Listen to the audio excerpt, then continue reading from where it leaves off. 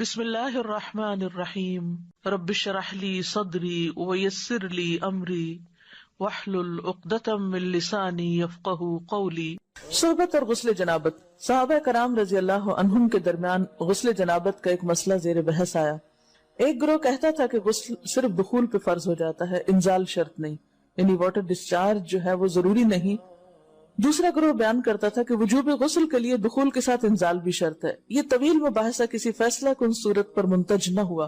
آخر قرار پایا کہ ام المومنین حضرت عائشہ رضی اللہ عنہا سے دریافت کیا جائے۔ حضرت عائشہ نے کہا کہ رسول اللہ صلی اللہ علیہ وسلم نے فرمایا، اذا جلس بین شعبها الاربع ومس الختان الختان فقد وجب الغسل۔ جب مرد عورت کی چار شاخوں کے درمیان بیٹھ جائے اور اس کا محل ختنہ عورت کے محل ختنہ کے ساتھ مس کرے تو غسل واجب ہو جاتا ہے۔ تو مسئلہ یہ ثابت ہوا کہ صرف دخول پر ہی مرد اور عورت جنبی ہو جاتے ہیں اور ان پہ غسل واجب ہو جاتا ہے، انزال یعنی منی کا نکلنا شرط نہیں۔ جنابت کے احکام۔ وجوب غسل کی حالت کو حالت جنابت کہتے ہیں۔ وجوب غسل یعنی جب غسل واجب ہو جاتا ہے تو اس حالت کو جنابت کہتے ہیں۔ جنابت کا لفظ جم سے، جم پہلو کو کہتے ہیں، بچنا۔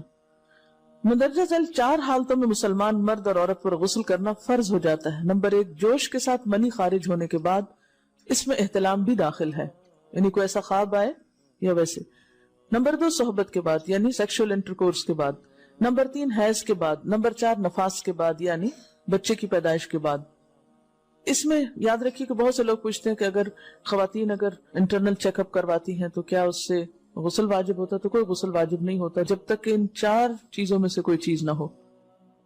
اس میں یاد رکھیے کہ بہت سے لوگ پوچھتے ہیں کہ اگر خواتین انٹرنل چیک اپ کرواتی ہیں تو کیا اس سے غسل واجب ہوتا؟ تو کوئی غسل واجب نہیں ہوتا جب تک کہ ان چار چیزوں میں سے کوئی چیز نہ ہو۔ صرف منی خارج ہونے سے بات نہیں، بلکہ جوش کے ساتھ منی خارج ہونے کے بعد غسل واجب ہوتا ہے۔ رسول اللہ صلی اللہ علیہ وسلم نے فرمایا، جب تم عورت کی چار شاخوں کے درمیان بیٹھ کر صحبت کرو تو تم پر غسل واجب ہو گیا اگرچہ منی نہ نکلے۔ آپ نے غور کیا ہوگا کہ طہارت کے مسائل بہت تفصیل کے ساتھ اور اپنے اندر بہت ڈیٹیلز رکھتے ہیں، اور بہت سے موضوعات ایسے ہیں کہ جو انسان کی ظاہری زندگی نہیں بلکہ اس کی نجی اور ذاتی زندگی سے متعلق بھی ہیں، لیکن اس طرح پبلکلی ان کو پڑھانا اور ان کو سکھانا یہ بھی ایک ضرورت ہے، کیونکہ آپ صلی اللہ علیہ وسلم نے انصار کی خواتین کی تعریف کی کہ انصار کی خواتین کتنی اچھی ہیں جنہیں حیا دین کا علم حاصل کرنے سے نہیں روکتا۔ تو سوال یہ پیدا ہوتا ہے کہ آخر اتنی تفصیلات کیوں؟ اور بعض لوگ اس کو ناپسندیدہ قرار دیتے ہیں، تو ایسا کرنا ناسمجھی کی علامت ہے۔ ہم دیکھتے ہیں کہ انسان اگر اللہ کے بتائے ہوئے طریقے کے مطابق زندگی بسر کرتا ہے تو اس میں خیر ہی خیر ہے، اور وہ صرف خیر اس کی اپنی ذات تک نہیں رہتی، بعض اوقات دوسروں کی بھلائی کا ذریعہ بھی بن جاتی۔ عورت کو بھی احتلام ہوتا ہے۔ ام المومنین حضرت سلمہ رضی اللہ عنہا روایت کرتی ہیں کہ حضرت ام سلیم نے رسول اللہ صلی اللہ علیہ وسلم سے کہا، اے اللہ کے رسول، یقیناً اللہ حق سے نہیں شرماتا، یعنی حق بات اور ایک ضروری بات جو ہے اس کو واضح کرنا ضروری ہوتا ہے، اور اس معاملے میں شرم سے کام نہیں لینا چاہیے، کہیں ایسا نہ ہو کہ انسان انجانے میں غلط کام کرتا رہے۔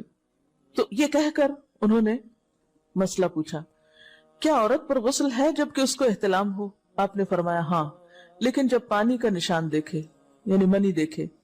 اس پر حضرت ام سلمہ نے شرم سے منہ چھپا لیا اور عرض کیا، اے اللہ کے رسول، کیا عورت کو بھی احتلام ہوتا ہے؟ آپ نے فرمایا ہاں ہوتا ہے، تیرا داہنا ہاتھ خاک آلود ہو، یعنی یہ ایک پیار کی ڈانٹ تھی۔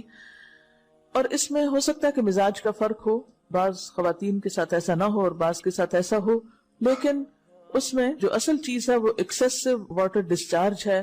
اس میں کہیں ایسا نہ ہو کہ لیکوریا وغیرہ کے ساتھ اس کو ریلیٹ کر دیا جائے، دونوں چیزوں میں فرق ہے۔ اور احتلام جو ہے وہ سوتے وقت ہوتا ہے، یعنی سو کر اٹھنے پر اگر انسان اپنے کپڑوں پر زیادہ ڈسچارج دیکھے، خواہ کوئی خواب یا کوئی فیلنگ یاد نہ بھی ہو، تو پھر غسل کرنا ضروری۔ معلوم ہوا کہ عورت یا مرد نیند سے اٹھ کر اگر تری یعنی نشان منی دیکھیں تو یہ احتلام کی علامت ہے، لہٰذا ان پر غسل کرنا فرض ہو جاتا ہے۔